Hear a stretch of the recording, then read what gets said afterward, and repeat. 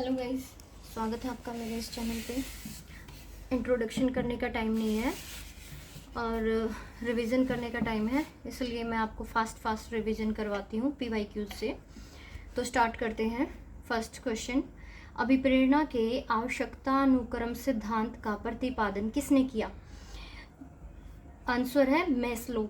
Maslow ने आवश्यकता अनुक्रम सिद्धांत का प्रतिपादन किया था। उन्होंने जो 5 बुनियादी ज़रूरतें हैं उनके बारे में बताया था। तो इसमें दिया गया है, अभिप्रेरणा के आवश्यकता अनुक्रम सिद्धांत का प्रतिपादन अब्राहम मैस्लो द्वारा किया गया था।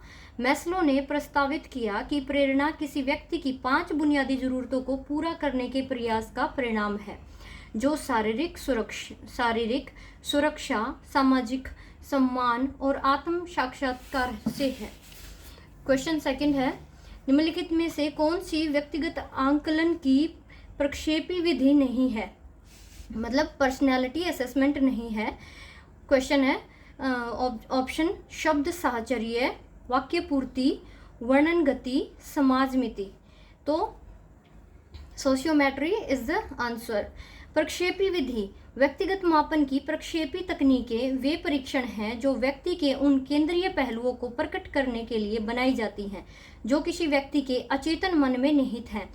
प्रक्षेपी विधि के अंतर्गत शब्द साहचर्य परीक्षण, वाक्य पूर्ति परीक्षण, वर्णन गति तथा बालक अंतर्बोध परीक्षण आदि आते हैं, जबकि समाजमिति विधि वस्तुनिष्ठ विधि के अंतर्गत आता है।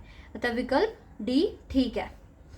क्वेश्चन थर्ड इज, निम्नलिखित में से कौन सा एक बाह्य अभिप्रेरक नहीं है? ट्रॉफी के लिए खेल प्रतिस्पर्धा करना, ये बाह्य अभिप्रेरक है। वेतन के लिए नौकरी करना, ये भी बाह्य अभिप्रेरक है। आत्मसंतुष्टि हेतु समाज सेवा, ये आंतरिक अभिप्रेरक है। एक खरीदने पर एक मुफ्त पाना, वो भी बाह्य अभिप्रेरक है। भाई हम एक खरीदेंगे तो एक के बदले मुफ्त मिलेगा। लेकिन ये आत्मसंतुष्टि हेतु समाज सेवा करना, वो आंतरिक अभिप्रेरक है, अंदर से प्रेरणा आती है। तो ये डिटेल में करवाने की जरूरत नहीं है, आपको समझ आ गया होगा। प्रासंगिक अंतर्बोध परीक्षण विद्यार्थियों के मापन हेतु उपयोग में लाए जाते हैं। क्या? बुद्धि, अभिक्षमता, अभिवृत्ति, व्यक्तित्व। आंसर इज व्यक्तित्व।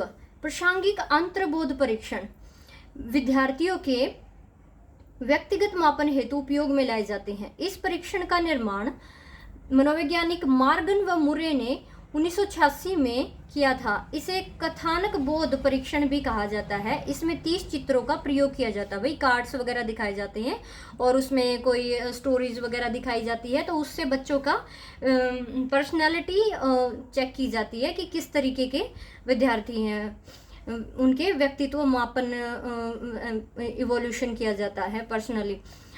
Which of the following statement is not correct with reference to the adjustment? समायोजन के संदर्भ में कौन सा सही नहीं है? यह असंतुलन उत्पन्न करता है, नो। यह अब परिस्थितियों की, इसने बोला है कि सही नहीं है, मतलब जो समायोजन है वो तो संतुलन बनाना ही होता है, तो आंसर यही हो जाएगा कि यह असंतुलन उत्पन्न करता है। और आगे छोड़ दीजिए, समायोजन संतुलन प्रदान करता है, न कि असंतुलन उत्पन्न करता है। समायोजन वह प्रक्रिया है जिसमें एक व्यक्ति अपनी आवश्यकताओं, इच्छा, तर्क और बदलती जीवन परिस्थितियों के बीच संतुलन बनाने की कोशिश करता है। इस प्रकार ए इज द राइट आंसर। पियाजे के संज्ञानात्मक विकास सिद्धांत के अनुसार किस विकासात्मक अवस्था में पलटाव की क्षमता विकसित होती है? कि भाई जैसे कोई क्वेश्चन हो गया तो उसको सोल्व करना बच्चा रटता नहीं है, बल्कि जैसे गुणा भाग के क्वेश्चन सीख जाता है कि कैसे करके वो आंसर निकलता है। तो वो कौन सी अवस्था में आता है?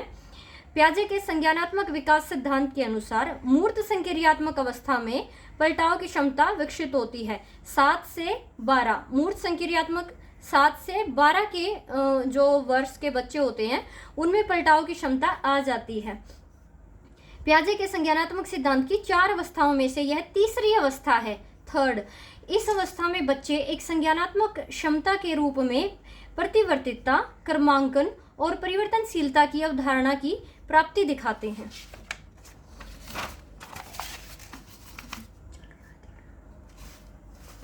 निम्नलिखित में से कौन सा मिलान सही नहीं है? एरिक्सन के मनोसामाजिक विकास की अवस्थाएं और अवस्थाओं का क्रम, जो इसमें एरिक्सन के बारे में बताया गया है। अब क्वेश्चन ये सॉल्व करने की बजाय हम सीधा आंसर देख लेते हैं। एरिक्सन एक अहम मनोवैज्ञानिक थे। इन्होंने मनोसामाजिक विकास की 8 अवस्थाओं को बताया है। कौन कौन सी अवस्थाएं थी? विश्वास बनाम अविश्वास, प्रथम अवस्था। प्रथम अवस्था होती है जिसमें विश्वास बनाम अविश्वास होता है, बच्चे की बिल्कुल फर्स्ट स्टेज। स्वायत्तता बनाम शर्म संदेह, द्वितीय अवस्था।